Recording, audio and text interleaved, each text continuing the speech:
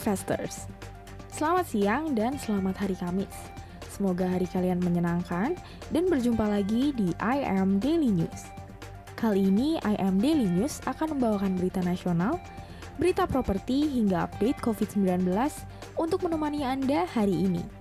Dengan Stella dan Clarice dalam I Am Daily News.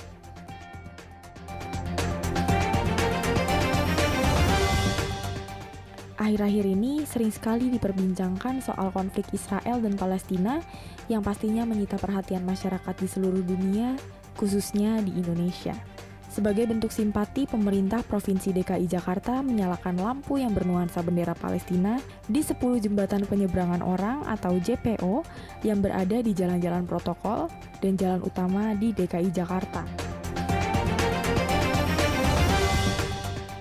Dilansir dari sindonews.com, adapun 10 JPO yang sudah disetting bendera Palestina antara lain JPO Polda, JPO GBK, JPO Bundaran Senayan, JPO Sumarno, JPO Jelambar, JPO Daan Mogot, JPO Pasar Minggu, JPO Senen, Terowongan Kendal, dan Simpang Susun Semanggi.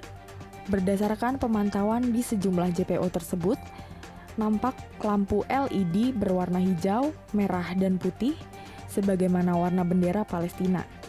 Pengaturan lampu JPO bernuansa bendera Palestina ini sudah berlangsung sejak Sabtu 15 Mei 2021 yang lalu di sejumlah JPO, termasuk juga di Monas.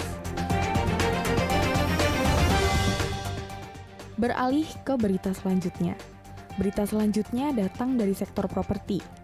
Menteri Pekerjaan Umum dan Perumahan Rakyat atau PUPR Basuki Hadimulyono mengatakan, persepsi rumah subsidi murahan dan tak berkualitas harus dihilangkan.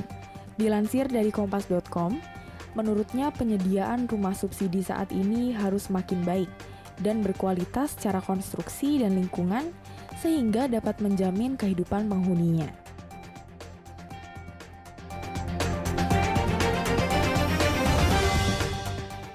Untuk itu, Kementerian PUPR mengajak seluruh stakeholders memanfaatkan anggaran perumahan dari APBN dengan sebaik-baiknya.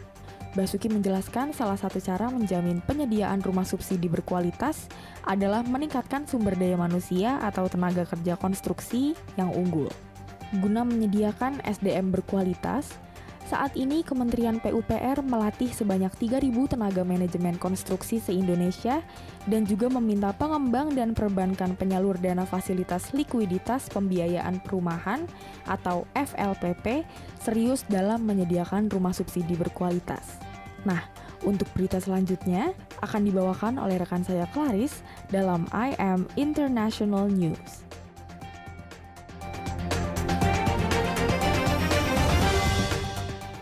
Hello everyone, welcome back to another episode of the Daily News. I'm Clarice and I'll be your host for the international news of today. Apple is planning to release a redesigned MacBook Pro with an updated version of its in-house processor sometime this summer, Bloomberg reported on Tuesday.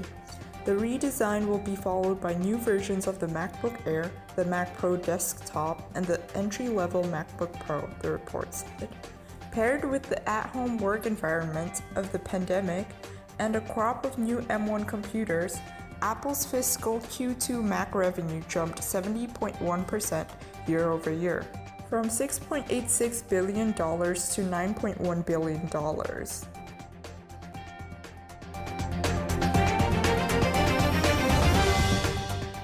On May 18th, one of China's tallest skyscrapers was evacuated Tuesday after it began to shake, sending panicked shoppers scampering to safety in the southern city of Shenzhen.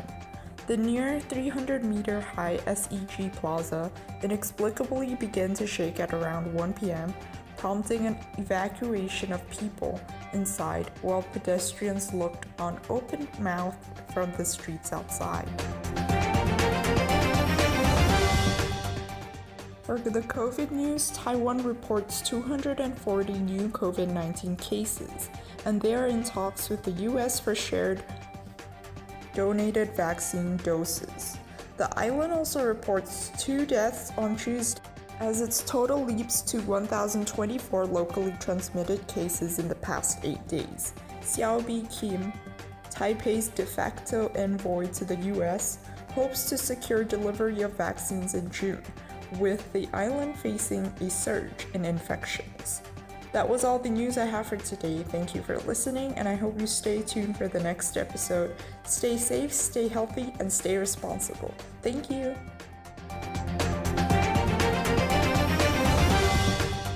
Kasus positif COVID-19 bertambah 4.185 orang pada Rabu, 19 Mei 2021.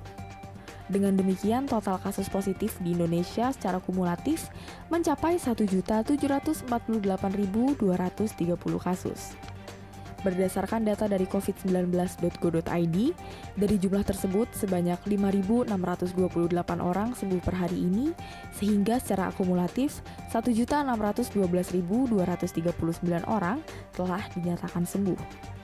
Sementara itu, kasus aktif atau pasien yang masih dalam perawatan maupun isolasi mandiri sebanyak 87.514 orang, dan jumlah ini berkurang 1.615 orang dari data sehari sebelumnya. Sehingga jika diakumulasikan, kasus aktif di Indonesia saat ini hanya tersisa 5% dan sebanyak 92,2% orang telah sembuh dari total kasus keseluruhan.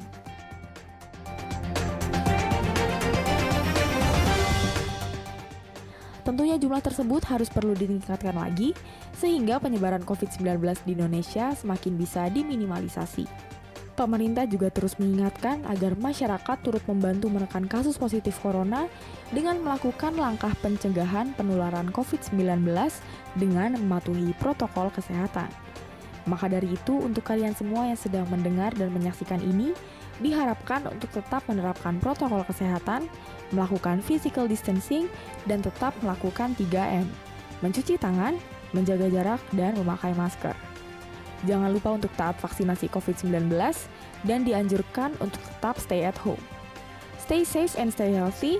Sampai jumpa di IM Daily News berikutnya. Salam IM Community, I am smart, I am capable.